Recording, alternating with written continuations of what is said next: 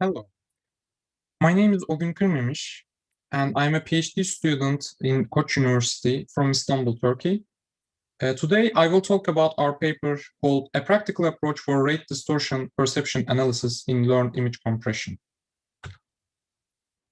First, let me give you the outline of this talk. I will start with a brief introduction and mention a couple of deficiencies of previous methods. Then I will talk about the rate distortion perception formulation. And then I will provide our algorithm for the optimization of distortion and perception. Then I will present some experimental results, and I will conclude this talk. Rate distortion optimization of codecs, where distortion is quantified by the mean square error, has been a standard practice in image and video compression. When researchers started employing neural networks for compression, they continued to use the same rate distortion formulation. But there is a significant difference in the case of neural network-based codecs. They can be optimized end-to-end, unlike their traditional counterparts. It is well known that PSNR does not correlate well with human perception of image quality, and because of that, optimizing for mean square error can result in a blurry image. In order to evaluate for perceptual quality of codecs, subjective tests are made. However, this is a time-consuming process, and it is not scalable to large data sets. And because of that, it is really hard for optimizing for a perceptual quality measure in the case of traditional codecs. On the other hand, different from the standard practice, learned compression frameworks allow optimization of rate, distortion, and perception simultaneously. Balde and others laid the foundation of end-to-end optimized image compression using a variational autoencoder and a hyper-prior network that creates a probability model, and they jointly optimized for rate and distortion. Mentzer and others proposed optimization of combination of rate, mean square error, and the perceptual distortion measure together with an adversarial loss in order to encode images at very low bit rates with an acceptable rate distortion perception trade-off. And Augustin and others proposed a conditional adversarial training, and this helps decoder to identify which regions to hallucinate and which regions to decode faithfully. Matsumoto and Blow and others have shown that there exists a triple trade-off between rate distortion and perception. However, they didn't propose a practical approach to achieve the combined optimization of these three quantities. So there exists two important challenges with employing rate distortion perception optimization in practice. First, there is no universally agreed objective measure of perceptual quality. And second, there is no practical approach to fix or control rate, distortion, and perception separately. So we propose a practical approach to fix the rate to carry out perception distortion analysis at a fixed rate in order to perform perceptual evaluation of image compression results in a principled manner. Rate distortion perception loss function looks like this.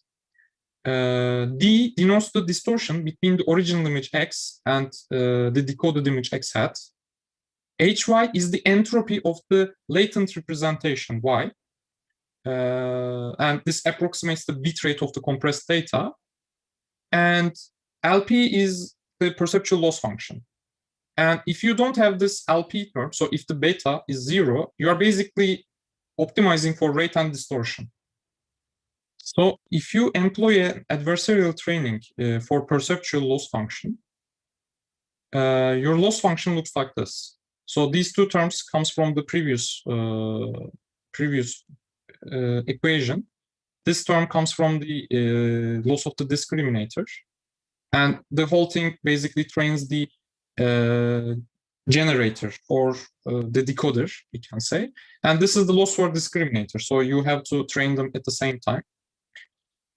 And the way you do this changes from paper to paper. For example, Augustsson and others, the paper we mentioned in the related work section, sets this lambda to 0. And basically, this means that you are not optimizing for the rates. So they can get away with this because the dimension of this latent representation Y is very low. And basically, the quantization levels are finite. And because of that, they can assume a uniform distribution on those symbols. And basically, they can estimate an upper bound for the entropy. And they assume that the model works at that bit rate. However, since you are assuming a uniform distribution, this is a very loose bound. So it is actually not accurate. And the other problem is you are not actually enforcing this latent representation to follow a distribution that you know of. So, for example, in the works of Balde, they either force this latent representation to be a Laplacian distribution or a Gaussian distribution. So, but here you don't have that. And Manzer and others uses these loss functions with non-zero hyperparameters, but then that creates another challenge. The problem is, normally when you are optimizing for rate and distortion, if you see that you are not attaining a particular rate, then you can attain that rate by changing this hyperparameter lambda. But since you added a third term, now changing one of the hyperparameters also changes the relative weights of the other hyperparameter. So that creates a problem. And because of that, when they added this new loss term to the loss function, they had to change lambda adaptively during training.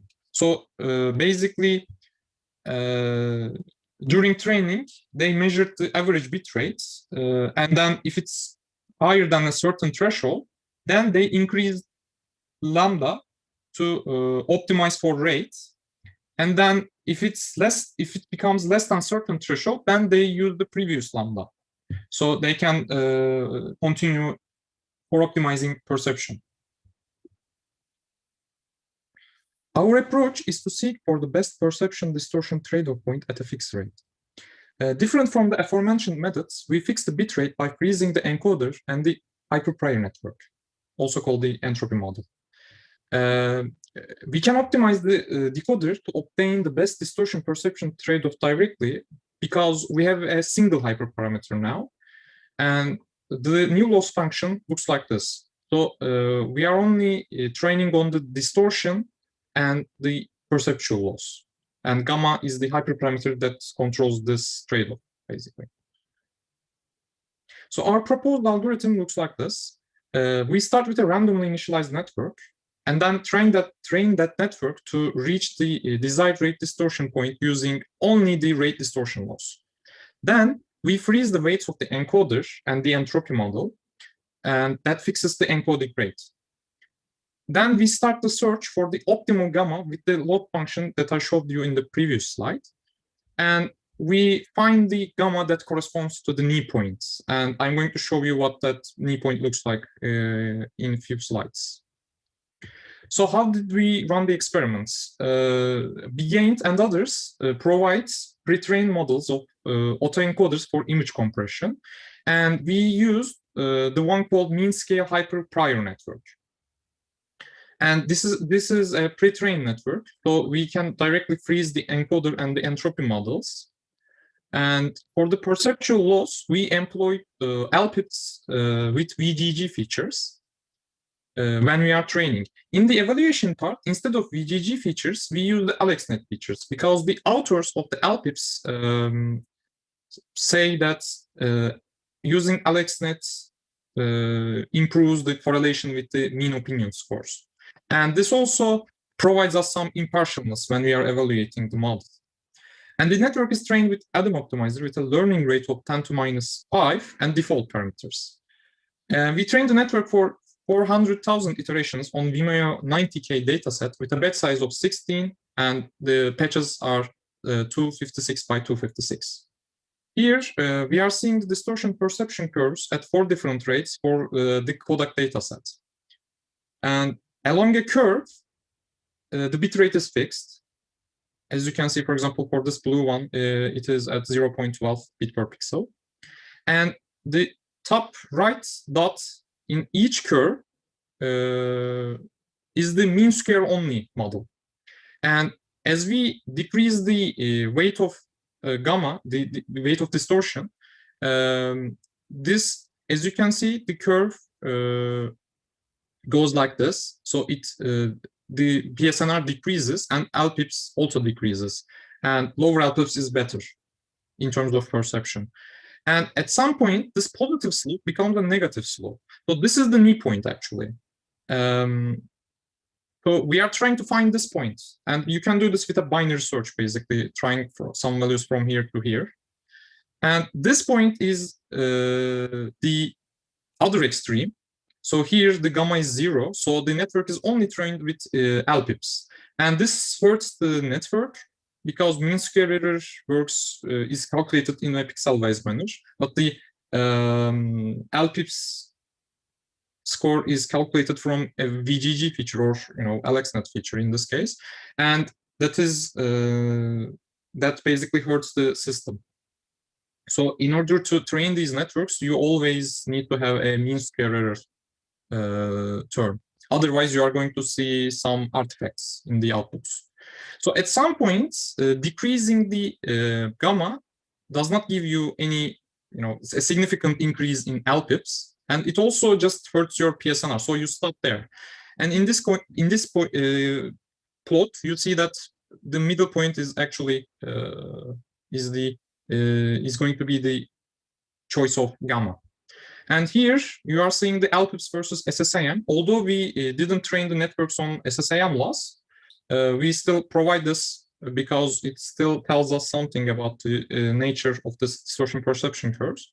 So as you can see, again, the mean square error only model is at the top right, and on the other extreme you have only the perceptual lead train model, and you have the other values in between. And these two curves basically agree with each other.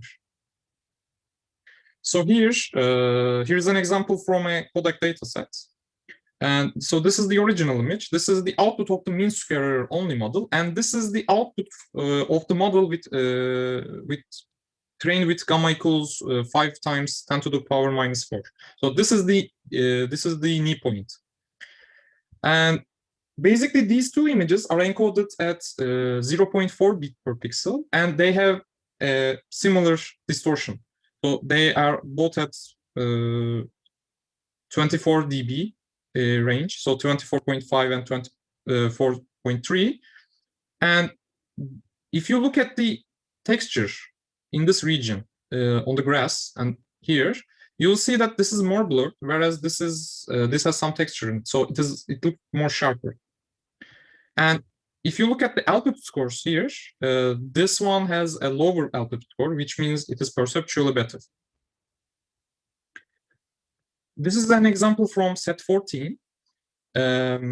So again, the middle image is the output of the MSE only model. The left image is the original image, and the right image is the model that is trained with gamma equals 5 times 10 to minus 4. And these images are encoded at the same bit rates, so 0.16. And they have very much similar distortion because they are again at 25 dB. But if you look at this scarf of the woman, so at this region, and also this region and this region, so you'll see that this is blurry, and this part is blurry, whereas these parts have more texture to it. So they are not this much gray. And when you look at the LPIPS scores, you can also see that the LPIPS score of this image is lower, which means it is perceptually better. In conclusion, we propose a practical approach to fix the bitrate of the encoded image at a desired value to perform perception distortion analysis at a fixed bitrate. And also, we propose a principled approach to determine the best perception distortion trade-off point at a fixed bitrate. In the future, we will extend our work to include other perceptual loss measures, including the adversarial loss and other network architectures. Thank you for listening to me. If you have any questions, I will gladly answer them. And these are my references. Thank you very much.